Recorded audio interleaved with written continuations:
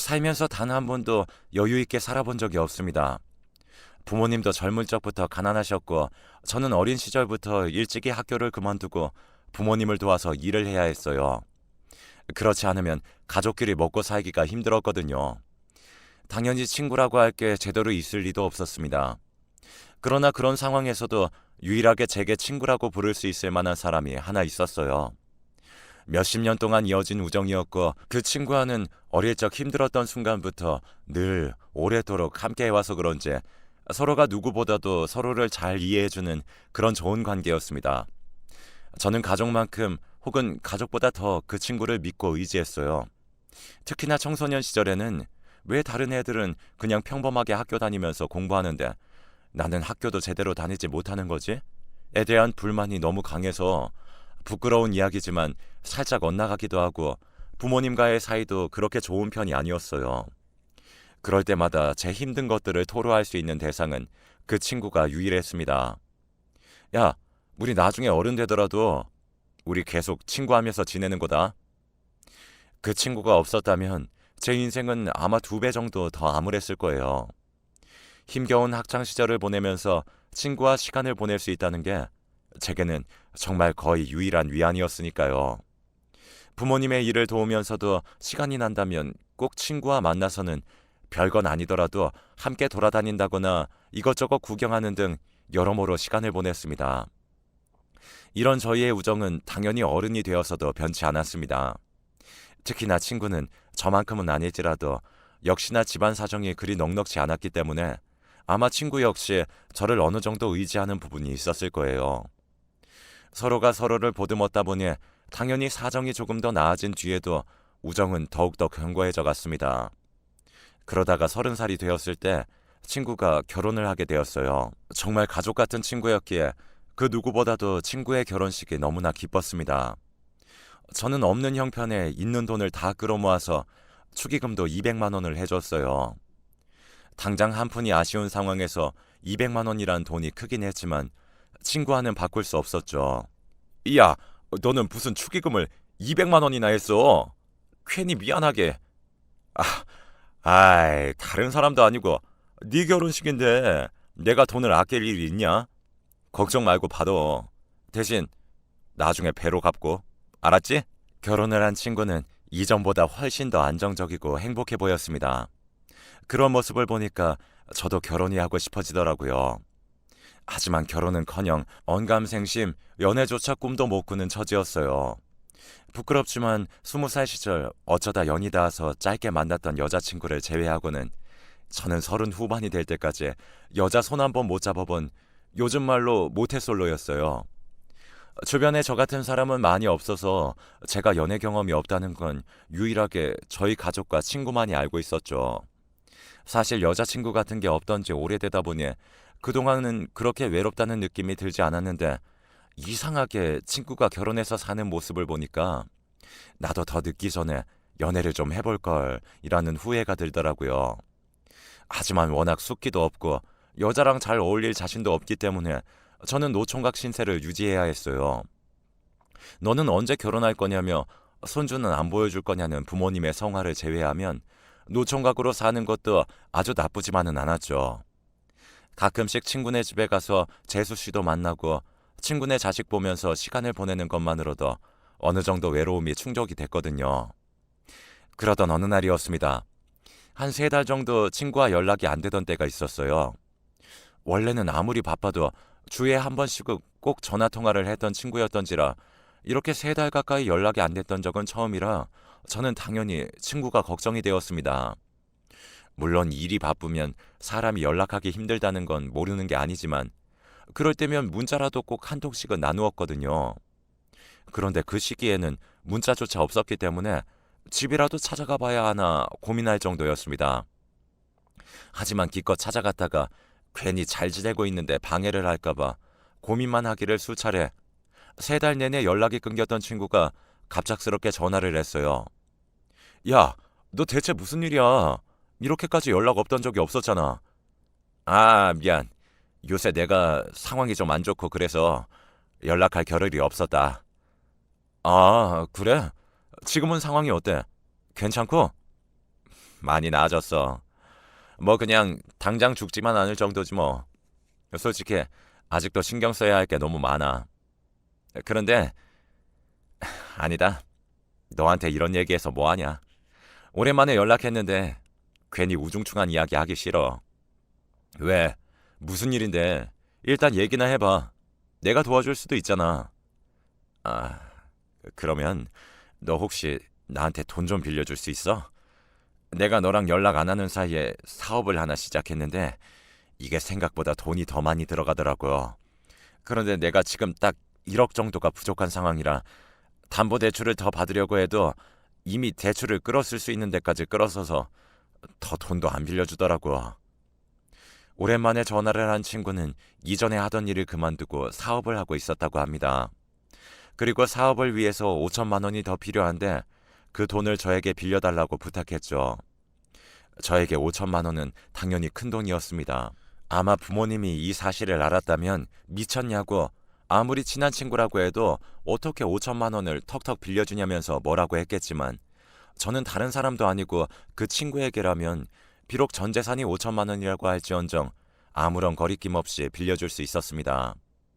그래서 저는 걱정하지 말라고 5천만 원까지는 있으니까 그 정도 돈은 빌려주겠다면서 친구에게 바로 5천만 원을 송금했어요. 사실 제가 만약 친구처럼 가정이 있는 상황이었다면 아무리 그렇게 친한 친구고 믿는 친구라고 할지언정 5천만 원을 빌려주지 못했을 겁니다. 하지만 불행인지 다행인지 몰라도 제가 여자친구 하나 없는 노총각이었기 때문에 조금 더 자유롭게 돈을 빌려줄 수 있었죠. 제가 준 5천만 원을 받은 친구는 너무 고맙다면서 전화로 거듭 인사를 하고 말했습니다. 내가 이 돈 꼭 갚을게. 사업 성공해서 너한테 배로 돌려줄 거야. 돈을 빌려줄 당시 배로 갚는 걸 기대하고 그런 건 당연히 신경 쓰지 않았어요. 제게 중요한 건 오로지 친구가 이 돈을 이용해서 정말 원하는 대로 사업을 꾸려나갈 수 있는 것뿐이었습니다. 저는 마지막까지 전화로 친구를 응원한 뒤에 통화를 끊었어요. 그리고 그 뒤로는 일부러 친구에게 연락하지 않았죠.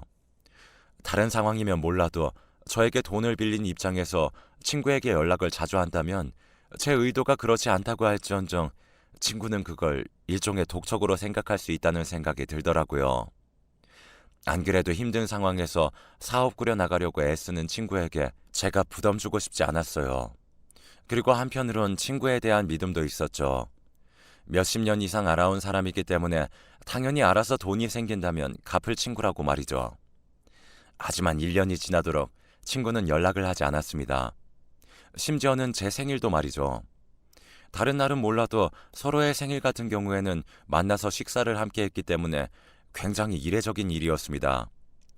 돈을 빌려줬다고 할지라도 저는 그런 특별한 날에는 당연히 이전처럼 평소와 똑같이 시간을 보내고 어찌됐든 둘 사이에 금전적인 관계가 추가됐을지언정 기본적인 관계는 친구이기 때문에 그런 중요한 날에도 연락이 없는 건 좀 이상하더라고요. 그래서 기다리다가 제 생일이 지나고 한 2주일 뒤에 제가 먼저 친구에게 연락했습니다. 그런데 지금 거신 번호는 없는 번호입니다. 다시 한번 확인하고 걸어주세요. 10년간 바꾸지 않았던 친구의 전화번호가 바뀌어져 있었습니다. 정말 믿기지 않은 이 현실에 몇 번이고 친구에게 전화를 걸어봤지만 수화기 너머로 돌아온 대답은 똑같을 뿐이었습니다. 저는 그 길로 친구의 소식을 어떻게든 소문하려고 했어요. 그 결과 친구가 어디 있는지는 알지 못했지만 친구가 어떤 상황인지는 알 수 있었습니다. 제게 빌린 5천만 원과 본인이 투자한 돈으로 호기롭게 사업을 시작했던 친구는 얼마 안 가 사업이 처참하게 망해서 본인 돈은 물론이고 저에게 빌린 5천만 원까지 모두 날린 상황이었습니다. 빚쟁이들이 쫓아오는 통에 이전처럼 평범하게 살 수 없었던 친구는 야반도주를 했겠죠. 친구인 저에게 연락도 하지 않고 말이죠. 실망을 하지 않았다면 거짓말일 겁니다. 저는 아무리 힘든 상황이 있어도 친구가 저에게는 연락을 할 거라고 생각했기 때문이에요. 그리고 화가 났어요. 정말로 저는 당시 제 돈을 모두 탈탈탈 털어서 친구에게 줬던 겁니다. 물론 사업이라는 게 실패할 가능성은 당연히 있는 것이기 때문에 제가 빌려주기로 한 이상 그런 부분은 당연히 염두에 두고 있었어요. 하지만 친구도 제가 전 재산을 빌려줬다는 걸 아는 상황에서 설마 저한테 이런 반구도 없이 그냥 자기 살려고 그렇게 훌쩍 도망을 가버릴 거라고는 상상도 못했습니다. 저는 친구의 야반 도주를 알게 된 시점으로부터 제 인생에서 가장 좋은 친구 하나를 잃게 되었어요. 그 뒤로는 막말로 정말 개처럼 돈 버느라 바빴습니다. 원래 못했던 연애를 그때 가서 할 수 있을 리도 없었고 그냥 조금이라도 먹고 살기 어렵지 않게 환경을 만들기 위해서 시간이 나면 무조건 잡일이라도 하러 밖에 나갔어요. 혼자 집에 있으면 자꾸 그 친구가 생각이 나더라고요. 그러면 슬퍼지고 고통스러워졌기 때문에 일을 하면서 기분도 환기시켰습니다. 저는 그렇게 그대로 친구가 평생 저에게 연락을 안 할 거라고 생각했어요. 애초에 연락할 사람이었으면 도망가기 전에 문자라도 남기지 않을까 싶었거든요. 그런데 그런 제 예상과는 달리 친구의 야반도주 사실을 안 지 반년 뒤에 친구에게 전화가 왔습니다. 처음에는 모르는 번호라서 친구라고는 상상도 못하고 받았는데 목소리가 딱 친구였죠. 이전과는 달리 많이 쉬고 아픈 듯한 음성이긴 했지만요. 네가 무슨 염치로 나한테 전화를 한 거냐? 아직 안 죽고 살아는 있었네? 정말로 미안하다. 그런데 내가 꼭 너한테 할 말이 있어. 나 꼴도 보기 싫은 거 아는데 이번이 마지막이라고 생각하고 한 번만 만나주라. 왜? 돈 준비해서 돈 주려고 만나자고 하는 거야? 돈 준비되기 전까지는 안 만날 테니까 돈 준비되면 그때 연락해라. 재수 씨랑 네 자식 때문에 지금 참고 있는 거니까. 아니, 그게 아니라 그, 제발 한 번만 만나주라. 할 말이 있어서 그래. 친구는 직접 얼굴을 보고 하고 싶은 말이 있다며 저와 만나달라고 하면서 한 병원의 주소를 알려주었습니다. 저는 그래서 친구의 아내나 자식의 병원에 입원해 있는 거라고 생각을 했어요. 그런데 막상 병원에 누워 있는 것은 친구였죠. 심지어 그냥 조금 아프고 만 것이 아닌 말기 암이었습니다. 게다가 죽을 날까지 이미 받아놓은 상황이었던 거죠. 친구는 자신의 얼마 안 남은 생 속에서 제게 꼭 사과하고 싶었다고 합니다. 병실에 초라하게 누워있는 친구를 보니 만감이 교차했습니다. 누구보다 덩치도 커서 건강했던 친구인데 이제 앙상한 뼈만 남아 금방이라도 눈물을 떨굴 듯한 눈빛으로 저를 쳐다보는데 그 순간에는 아무 말도 아무것도 할 수 없었습니다. 그리고 친구는 조용히 입을 떼기 시작했어요. 네가 얼마나 큰맘 먹고 그 돈 빌려줬는지 내가 모르는 게 아닌데 그땐 당장 빚쟁이들이 쫓아오고 그러는 게 너무 무서웠어. 그리고 네 앞에서 고개 들기도 힘들었고 그 돈은 내가 정말 2배 넘게 돌려주려고 했었는데 2배는커녕 원금까지 깎아먹었으니 내 스스로가 너무 밉고 이런 나를 네가 어떻게 생각할지 몰라서 연락하는 게 너무 두렵더라. 하지만 아무리 두려워도 그랬으면 안 됐는데 정말 미안하다. 깡마른 얼굴과 몸으로 제게 사과를 하는 친구를 보니 참 이걸 뭐라 말해야 할지 모르겠더라고요. 하지만 그러면서도 그 당시에는 화가 많이 나 있었어요. 돈 때문에 화가 난 게 아니었습니다. 단지 이 친구와 나와의 우정을 생각한다면 미리 저에게 상의를 했어야 했고 그렇지 못하더라도 단 한마디라도 남겼다면 저는 그 친구를 믿고 기다렸을 텐데 말이죠. 그런데 배신감이 어찌나 컸던 건지 그런 친구의 모습을 보고 있으면서도 실망감은 쉽게 누그러지지 않았어요. 그래서 친구가 사과를 해도 저는 아무 말도 없이 묵묵히 듣기만 했죠. 친구는 그런 제 마음을 이해한다는 듯 제게 답을 구하지 않고 죽는 그날까지 제게 사과를 했어요. 하지만 사과를 하면서 한 가지 부탁을 한 것이 있었습니다. 내가 나중에 죽고 나면 우리 영은이랑 민지만 이 세상에 남는데 솔직히 잘못은 다 내가 한 거야. 내 아내랑 딸은 죄가 없잖아. 그러니 부디 가끔씩이라도 내 가족한테 좀 들러주라.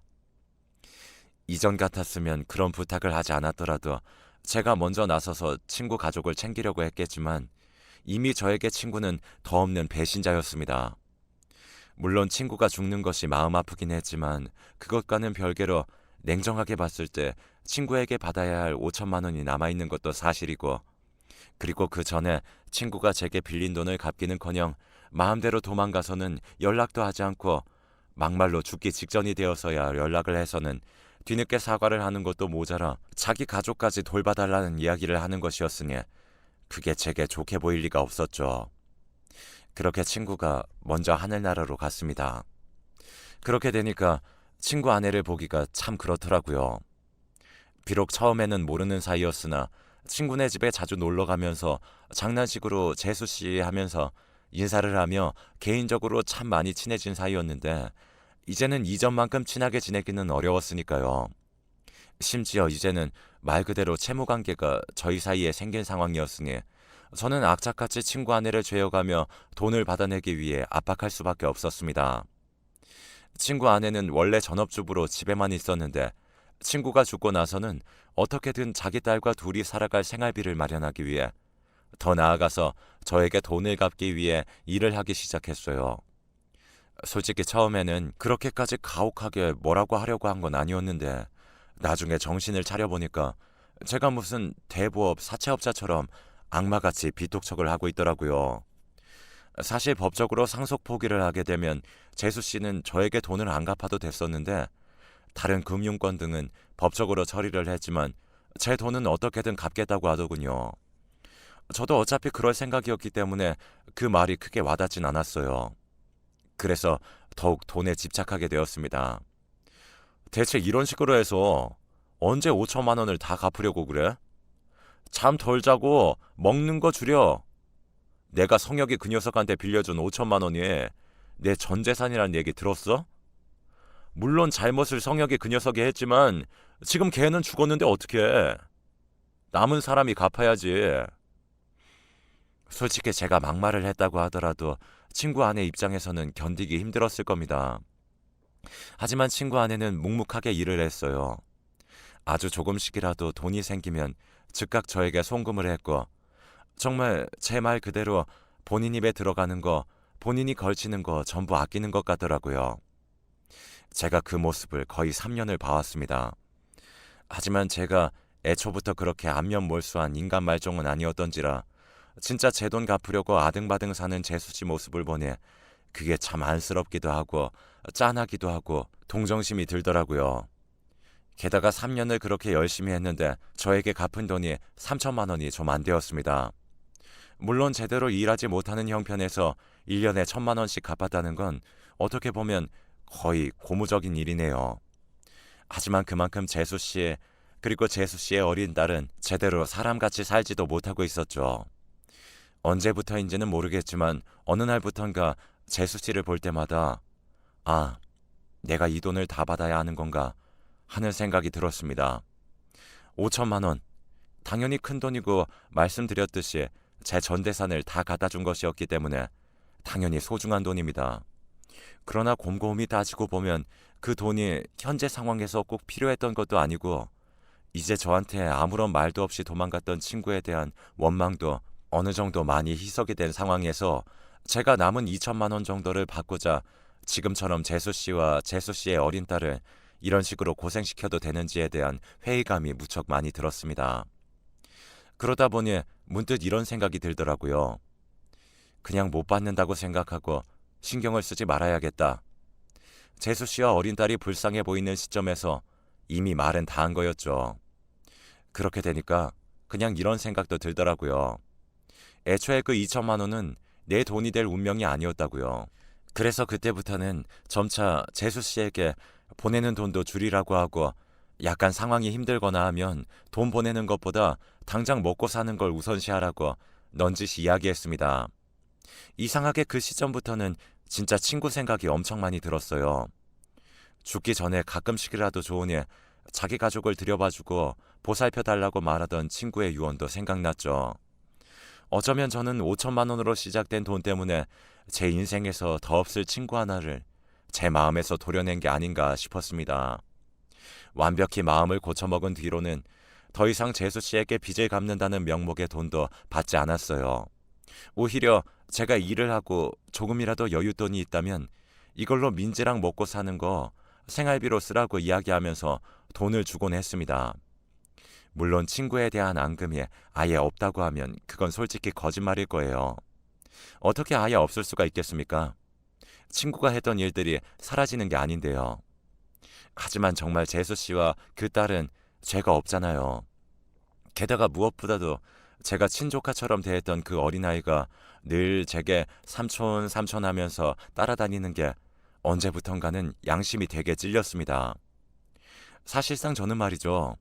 그 아이 삼촌이 아니라 빚독촉하고 다니는 사채업자나 다름이 없었는데 행동을 바꾸고 나니 마음이 편해졌습니다. 재수 씨는 처음에는 이런 제 호의를 괜찮다고 하면서 조금 불편해하는 듯 보였지만 하루 날 잡고 진지하게 이야기하고 나니까 제가 정말 진심으로 둘을 돕고 싶다는 걸 알았는지 그 이후부터는 제가 해주는 호의들을 아무런 말 없이 받아들였습니다. 그리고 이것저것 하나하나 신경을 써줬어요. 내 마음은 그렇지 않은데 일부러 못되게 굴었던 지난 날을 비에 씻기듯 씻어내기 위해서 몸부림치듯이 두 모녀에게 정말 열과 성을 다해 잘해주게 되었습니다. 가족처럼 말이죠. 재수씨, 이 근처에 재수씨가 다닐 만한 학원이 있는데 한번 가보면 좋을 것 같아요. 새 일자리 구하기 어렵긴 한데 재수씨 나이 정도면 충분히 자격증 따서 다닐 수 있을 거예요.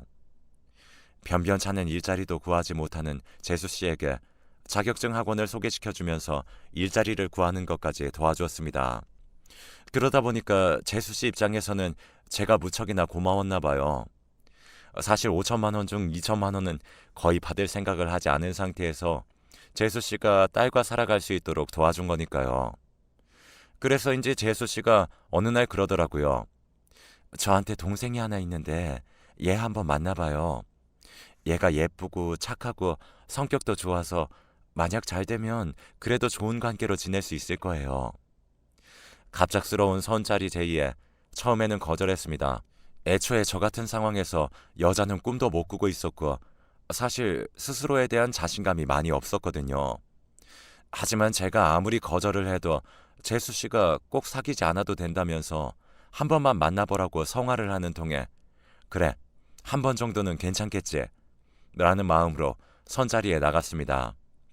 그런데 재수 씨에게 예쁘고 참하다는 설명을 듣긴 했지만 정말 선자리에 나와 있는 재수 씨의 동생은 어딜 가도 사람들이 다 돌아볼 만큼 빼어난 미인이었습니다.